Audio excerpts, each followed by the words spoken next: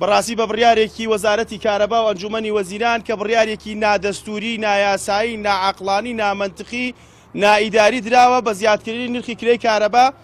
ئێستا ویستریا شەرعێتێک بۆ بابەتە دروست بکرێ. ئەمە لە ماوەی ڕابردووە لە مانگی 6ەوە تا ئێستا 2 جار 3 جار لەگەڵ بەڕێوەبەرایەتی گشتی کارەبا وەکو لیژنەی پیشسازی وزە کۆبوونەوەمان ئەنجام داوە. داوا کراوە پێشنیار بکرێ بۆ بەرزکردنەوە. ئێمە لە لیژنەی پیشسازی وزە بە هیچ شێوەیەک نەچوونە دەژێر باری بەرزکردنەوەی نرخی ئەم کرێی کارەبایە و پێویستە هەموو لایەنەکان ئەم بابەتە ڕەت بکەینەوە. ئەرکی ئەنجومەنی پارێزگاکانی هەولێر و دووەکیشە بێنە قسە لەسەر ئەم بابەتە و ئەرکی ئەنجومەنی پارێزگای سلێمانی و پارێزگای سلێمانی و هەروەها بەڕێوەبەرایەتی گشتی کارەبایشە ئەم بابەتە قبوڵ نەکرێ.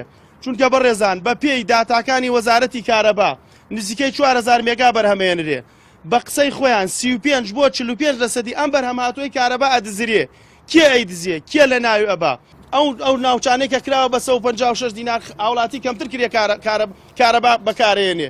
ئێ بەڵێ وایە کارەبا گەر هاوڵاتیەک مانگی 500,000 نابداتە کارەبا بە دڵنیا هەرەی کوژێنێت و وایرەکەیشیە بڕێ.